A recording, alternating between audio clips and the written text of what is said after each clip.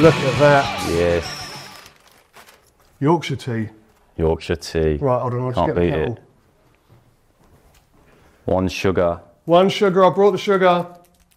Lovely. It's not so often we get this.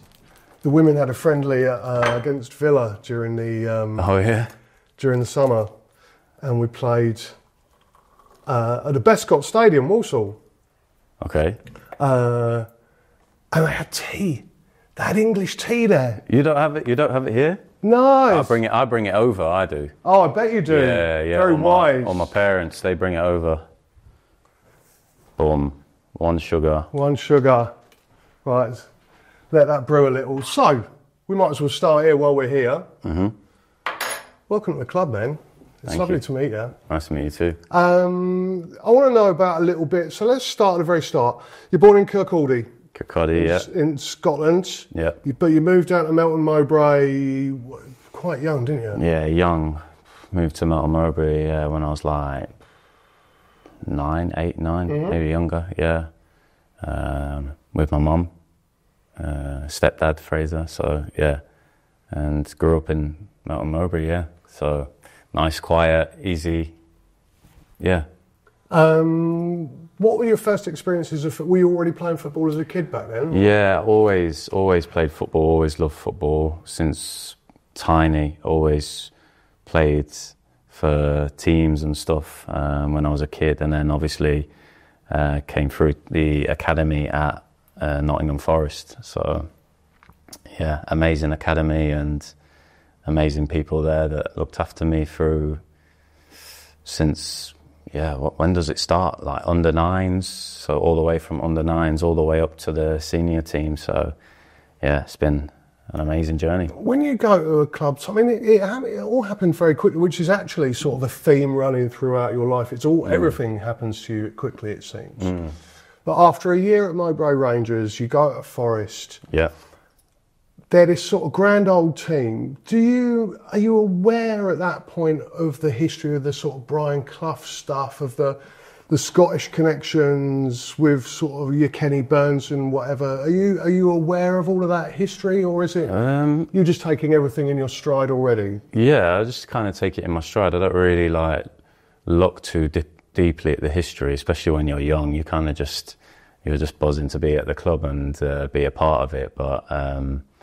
No, I knew that it was a special club. Obviously, Brian Clough, everybody knows about that, and then historic days. So I did know about that because, obviously. But yeah, no, great memories, great times for me, and yeah, met a lot of good people on the way. So.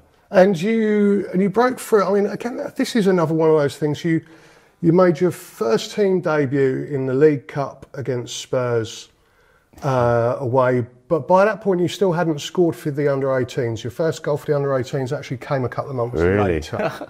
I didn't even know that myself, but yeah, no, I definitely remember that memory. Spurs away, wow. White Hart Lane? Yeah, wow. Yeah, I really do remember that. That was special. That was a special one. Harry Kane came on? Yeah, I think... I came on for maybe like 3 minutes or something. I don't think it was too long, but yeah, that was special. That's a good game to make a debut. Yeah, not bad. Not bad. And then you'd score your first. Yeah, let's get this moving, shall we? I apologise to all the British viewers. We haven't let this stew long enough, but it'll do. Here we go. You want milk? Yeah, just a drop for me. Just a drop for you. Do you want to do your own milk? Yeah, go on. There you go. Thank you. Disappointing milk. That's okay. That's me with the milk. Lovely. Just a drop. Just a drop. I've made a mess though. Yeah, we've made a right mess. Oh, I've made a mess. It's fine. You're a player for the club. You're allowed to. Promise we'll clean it up after. Yeah, I'm in right trouble. But let's take a seat, man. Yeah, nice. So you score your first ever goal for Forest, first team goal. Against Cardiff City. Yeah. Away. Outside of the boot. Mm-hmm. How can you even describe what that felt like at the time? Poor. Amazing. Obviously, just to be playing as well, such a young age, but to score my first goal, nice one as well, to be fair, outside the boot. Had a bit of a mop head then, really, like the long hair, but special day, special. I remember all my family calling me, and yeah, it was a great feeling. Obviously, that's when things start to take off a little bit from there, and yeah. Can you tell us about Stuart Pearce? So he was the coach at the time. Yeah, no, Stuart was, obviously vaguely remember, but I had great memories with him. You know, he gave me that belief, and I remember him being a really nice guy. I can't remember so much, like, because it's such a while ago now, but no, obviously for me also he was major legend, you know, and he was massive for the club when he took charge, and yeah. So you're growing up as a Scotland fan in England. Were your mates taking the piss out of you? No, not really, because a lot of people like didn't even know that I was Scottish, because obviously when I speak, I'm speaking like not with the Scottish accent, but I think only people started to realise that I was Scottish when like I started playing with the national teams when I was a kid and stuff like that, and they were like, "Oh, you're really Scottish?" Like yeah, I was actually born there. Like, people don't realise I was born in Scotland, but yeah, no, it's cool. And you get your first ever call up. I mean, again, we're talking about sort of these great figures from English football in the 80s, 90s particularly. Gordon Strachan gives you your first call up. And again, you make your debut for the Scotland first team before you've played for the under-21s, before you've played for the under-20s. And again, it's this sort of belief given in you. That means a lot to you, doesn't it? Yeah, definitely. When people believe in you and they give you the opportunities, especially at such a young age, it was amazing. And yeah, Gordon Strachan, great guy as well. Really enjoyed the time I spent with him and the moments. Obviously, he gave me that first call up, so yeah, I have to say big thanks to him. But obviously, everything all happens very quickly, especially at a young age. Like, you just kind of take everything in your path, you know. But no, yeah, good times. I just want to go back, because there's something I want to talk about a little. I think I read your mum was an athlete. Yeah, my mum, yeah. She used to do gymnastics, and I think she did athletics as well, like hurdles and things like that. So she was a major athlete, yeah. So maybe I get the genes a little bit from her. Well, that's what I was wondering. I mean, is the speed from her, I assume it's not just as simple as you're born fast, it's something you work on. Were you sprinting as a kid as well? Did you have to make a decision at some point, football or athletics, for example? Or? Not really. I always loved football. Of course, I did athletics and stuff when I was a kid for the school, and try and win the races for the school and things like that. But I assume you won the races for the school. Yeah, I tried. I think there was like maybe one where I was in the final and some crazy fast guy with the spikes on, and I just had running shoes on. But no, yeah. Obviously, my enjoyment was playing football and being on the football field. So I took that up, and yeah, no, I wouldn't say I've always been lightning fast. I feel as though I've got faster and faster as I've got older. But yeah, I definitely worked on it when I was a kid. I definitely had the sessions.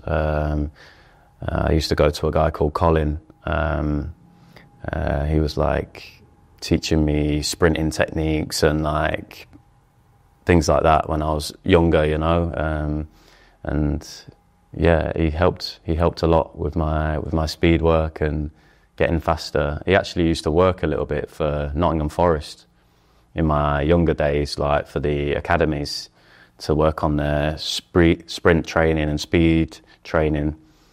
And then I actually decided to continue using him outside of football as well, to work on my speed and things like that. Did anyone ever try? I mean, Stuart Pearce is a good example, as a famous, you know, as a left back, Was there ever did people saying you've got this pace, you want to be up and down, sort of at the back, or were you always sort of a striker, winger? Yeah, I was always a striker, winger in my mind. I always liked to be in that part of the field. Yeah, more like on the wing as well. When I was like younger, I used to be always like down the wings, but yeah.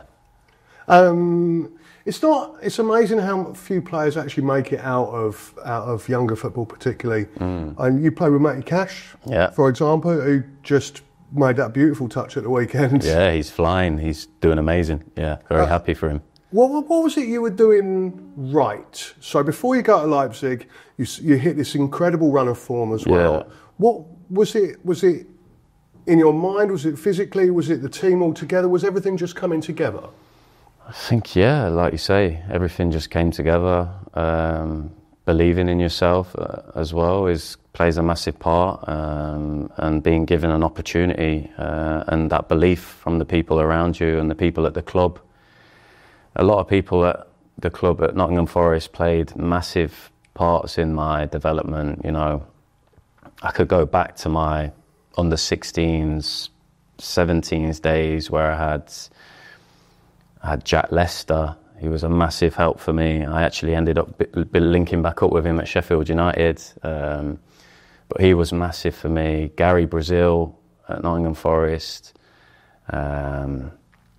Yeah, so many people played a big factor through me developing up through the ranks. And without them giving that faith in you and giving you that support structure, presumably also from your family as well. Yeah. You wouldn't have made it up. No, and for sure, my family play a massive role in. You know, they had to take me to training on the nights after work and things like that. My stepdad, Fraser, taking me on cold and windy nights on a Wednesday in my training gear, and then taking me back home, but like travelling back to Melton Mowbray, you know. So it was late nights and then school the next morning, and even some days I would come out of school to do the training. So there was a lot of sacrifices made, and from my family's side of things, and I can, you know, forever in debt for them for that. And yeah, I love them dearly for everything they've done for me and getting me to this stage in my life. But I think you've made a lot of sacrifices yourself, haven't you? I mean, you don't get here without giving stuff up. Getting through those late teens, for example, when you could be going out and enjoying yourself, all of that stuff. But also, I think taking a step to move to Leipzig at 19, 18, whatever it was, you know, that in itself, and you turned down at all, there were other clubs sniffing around you. To take that step is very brave, I think. Did you even think about that at the time? Do you look back on it and think, actually, wow, that was quite something? Because it was quite rare at the time for young Scottish or English, for British players to... Yeah, I think at the time it was a bit of like, I didn't even know Leipzig as a club, you know. I was just going into training at Forest and trying to focus there really on day-to-day football, but then obviously agents are calling my phone from here, there and everywhere. This club wants you, everybody wants you, like, you become very popular, so especially at a young age. But no, I think it was always Leipzig when it came along. They showed the most love as such, and they arrived, and I met them directly, the people at the club, and yeah, ever since they approached, it kind of took off, and then it all happened. So it's not the only time you made that decision, though, because you come back to England, you're at West Brom. You have your sort of wandering period. You're at West Brom, you go to Celtic, you had a couple of loan spells as well. But tell us about going out to Spain. Oh yeah, well, Spain was actually really enjoyed that experience. So you were at Alaves. Yeah, Deportivo Alaves.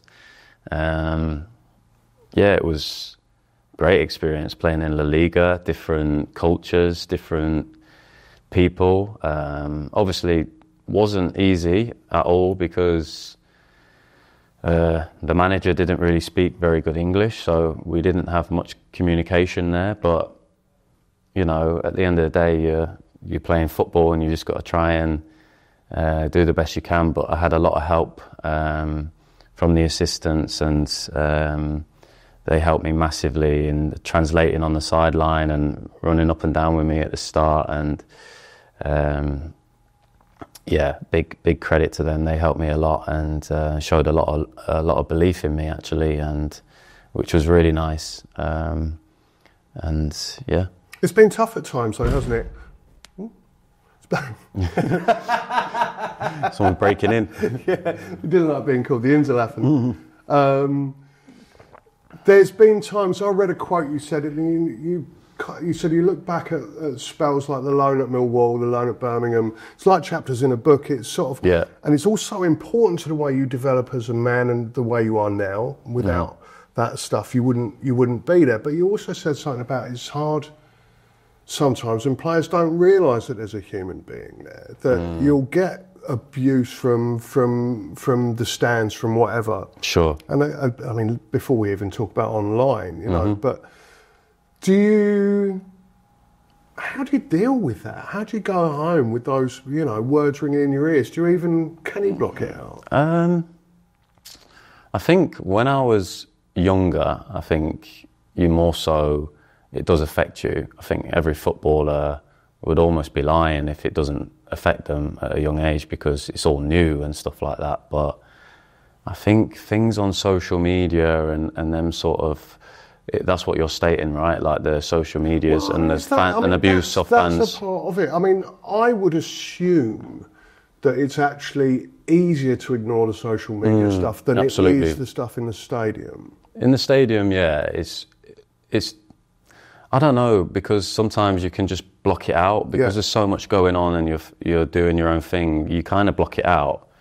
So there's only certain times where like you could be warming up or something and then you get something like nasty at you or whatever. But at the end of the day, it's just one person out of 40,000 people in the stand. So you kind of just got to be like, okay, and try and laugh it off really. And I think it's the best thing you can do. But you never really reacted, have you? I mean, not really. No, not really a person to react to somebody's criticism in the crowd. I mean, it's going to happen. It's part of being a footballer, I guess. We have to accept that people come and people want to say certain things in the crowd. Obviously, some things can be acceptable and some things are not acceptable at all. So, but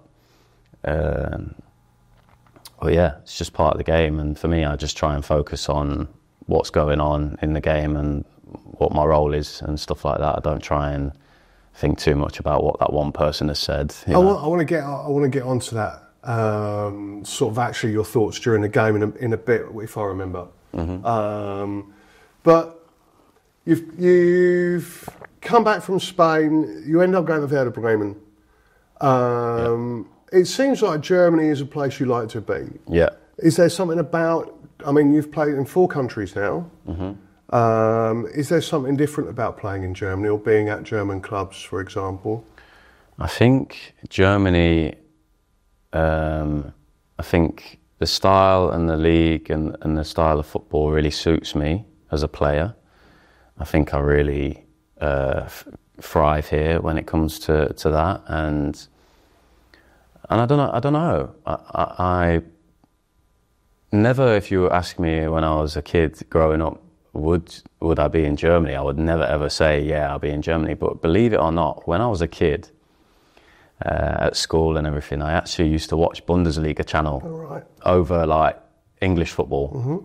I used to watch all the highlights because it always used to come up on the English channels. It used to be the English commentator talking about the German games, and I remember watching all the goals and being like, bloody hell, like great goals and stuff like that. But it's so funny because it's like I used to watch it as a kid before I ended up actually being here in Germany. So it's quite amazing when I think about that. But yeah, no, I love it, and I love the fans. I love the stadiums. I think it is, obviously, don't get me wrong, in England there's massive teams, you know, in the Premier League and even the Championship, great fans, great crowds. But I think here the levels of kind of top it sometimes in areas. But no, it's really enjoyable, yeah, and I love every moment of it, being out there on the pitch in front of the stadiums and fans. So, talking about being in front of the fans, we're gonna skip forward, right? Mm-hmm. Firstly, you played against Union for Bremen with Derek Kern, of course. In Bremen, beat us 4-1. Yeah, I remember the guys speaking about that. It was not their best of days. No, it wasn't. I was there in the stadium. But you knew the club already, and what was remarkable about there was a big conversation after the end of the game. It was the last game before Christmas, I think, and Trimmy led the players up to the fans after the game, and there was, you know what the fans are like here. They're always respectful, but there was this sort of exchange of words, and that must have left an impression on you that you watch this team and they're getting beaten, they're getting stuffed, and yet still the fans are giving everything over in the corner. And then you come here for the last game of the season, and there was already rumours that you were coming here. And when your name is read out and there's a little murmur, and you almost looked up sort of around and sort of caught yourself. Is that right? Yeah, I was a little bit like, I don't know what I was like. No, it was funny. I remember like coming onto the field, and I didn't know whether to like clap or not. So I kind of like clapped the fans there, and they were like, "Ooh," a little bit. But no, it was nice. It was nice, and but it was played down a little bit, you know. But that was a fun game, and obviously I remember like after playing the game, I remember going over to guys and being like, see you soon, you know, stuff like that. So it was nice. Yeah, I mean, you're obviously, particularly that like first 20 minutes, you were hell for leather up and down that right-hand side. Yeah. Did it feel like you wanted to show something? Yeah, of course. Definitely felt like I wanted to show them what's to come. And obviously, I was also in a really good place in myself, like with the way I was playing, and I was playing good. I felt good. So, but actually I went into the game just like every other game. Obviously I knew about the situation, but I did focus a lot on like trying to win the game for Werder, really. Like it wasn't so much in my head about, I'm going to be at Union, but yeah, I think I ended up making an assist or something. Yeah. So I did my job. And yeah, you clearly did not go easy on us. No. But obviously, like you say, I think it gives you that extra boost because you want to show your new teammates and stuff like, okay, he's not bad. So all right then. So and then your signing's announced for Union, and it didn't go down very well in Bremen. No. How was that for you, like personally? For me, I understood people's reactions, obviously disappointment, but there was a lot more to it with my decision. There's many things that happen outside of the football field that people don't see. Don't get me wrong, I loved my time at Werder. I met some great people and I have friends for life there, you know. I've met some of the best people I've ever met, so and played some of my best football as well, so credit to them for giving me the opportunity that they gave me.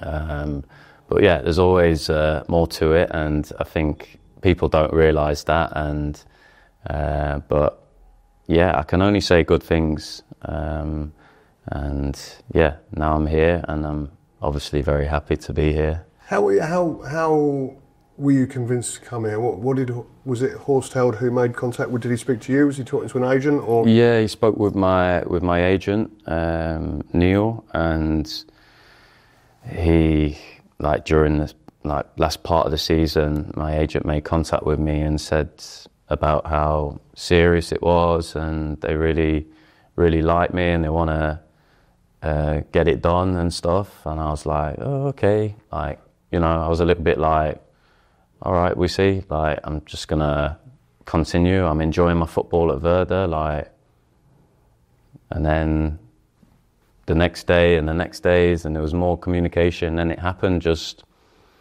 like everything really in my career so far. It happened very fast, but for once it happened early rather than late in the window. So, and obviously I was a free agent, and to be honest, Werder Bremen were quite slow with communicating with me. I felt like they were not really respecting me as a player so much. That's how I would feel.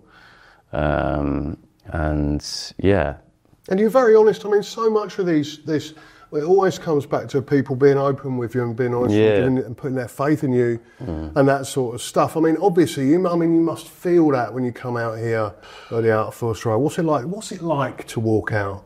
Yeah, it's powerful. Powerful. Yeah, the fans are incredible. I mean, even if you're losing the game, they're still the same as they were at the start of the game to the end, and even at the end of the game, it's the same. So they're amazing fans, and it's a pleasure to play in front of them, and it gives you that extra. It's like an extra man, you know, on the field. So, and I think all the players will say that. All the players feel it, and I remember them speaking to them before, obviously.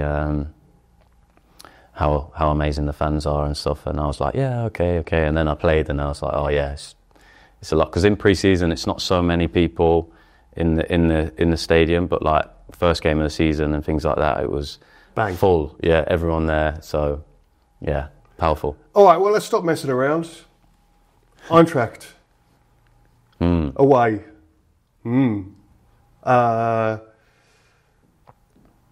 I mean. Right, for starters, the first question, the obvious one. Were you aware that a Scotsman had never scored a hat-trick in the Bundesliga? No. Were you aware that you were only 1 or 2 goals off Alan McInally's record for the most goals by a Scotsman in the Bundesliga? No. Were you aware that actually, I think Kevin Behrens had scored a hat-trick for us, and then going back to that, I think it's Karen Benyamina in 2005-06? Wow. To get a hat-trick for us, so it doesn't happen very often. Okay, so it's a it's a rarity. You had no idea about any of this? No. Tell us about your expectations before the game, and then how things start to develop. Yeah, obviously, before the game, I felt like I needed to show, definitely. Like, there was glimpses of things in games and missed opportunities. And I felt like, I think I had one opportunity where I missed like an open goal. I should have hit it first time, Hoffenheim. And I felt like, oh, that was a missed opportunity. I really need to redeem this. I need to score. Stuff? I do a little bit, yeah. I can't lie. Like, maybe for a couple, three days maybe, I'll be like, damn, I really needed that goal. Especially when you're new to a club, you really need it. Like, it's important to get that first goal, to get off the mark. So I was like, okay, but you got to stay positive, you know, continue, forget about it. Training continues, and my teammates, you know, they pick you up, and you know, and then before that game, I felt good, first of all, and yeah, just from the moment it kicked off, I just felt really good, and then yeah, all the chances came and took them all. What was the best of the 3? For me, I would say the last one where that was like a good confidence, you know, chip. Yeah, I mean, your shoulders were back. Yeah, exactly. And I think that's when you're playing your best football, and I felt very good, and yeah, it was a great feeling. But you've scored a header against Eintracht before, haven't you? Yeah. Do you score enough headers? Is it something you work on? Not really something I work on as such, but I know that I'm good in the air, whether it's like scoring, more like flicking on and things like that, because I've got a good leap. But no, yeah, maybe I've got to score a few more. That was a reference I read a couple of times that you were. And when you were a kid, I mean, you got all this stuff. You got the new Gareth Bale stuff. Yeah. But as a Scotsman, the new Kenny Dalglish stuff. I read the new Dennis Law. You know, and you're talking to great Scottish centre forwards who've got a good leap on them. Yeah. You know, I mean, he's the greatest. Yeah. Probably. So a score header, but what it appeared to me was also important was actually the way the three of you were playing. Yeah. You and Ilya Zanzan and Andrei Ilic, and you're all looking up every time you get the ball. You're always aware of the next one making this next move. How is it to be part of that sort of triumvirate? Yeah, very good. Obviously, that game was probably one of our strongest games, no doubt, with the way we linked up together. But we definitely have that connection on the field. I think because we all know each other's attributes very well, and you know, if I was coming up against that, I think I would be a little bit like, wow, that's strong, you know, strong, powerful, quick players. But each with their own sort of individual. Andrei's got his back to goal a bit more, you know. Strong. You know, unbelievably strong.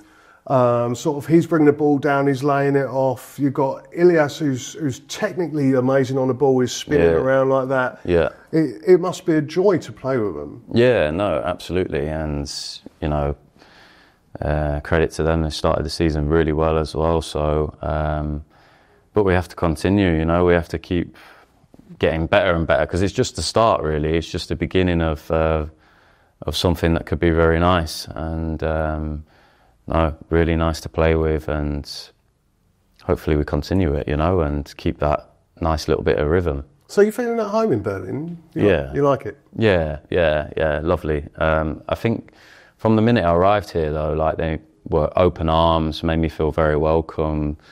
My teammates, so yeah, and the staff and everybody, so welcoming. And for a new player, I think that's so important. Obviously, I've been at a lot of clubs, experienced many different things, but to feel wanted and to feel part of something, and they know you and they know what you're capable of, I think it's all, it's different, it's nice, and yeah, I love it here. I think that is the absolute perfect place for us to end this. Yeah. I tell you what, thank you so much, Ollie. Lovely to meet you. Absolute pleasure. Thank you. Thank you. Thank you for being here. Thanks for the tea. You're very, very welcome. And we'll see you back on the pitch out there very soon. Absolutely.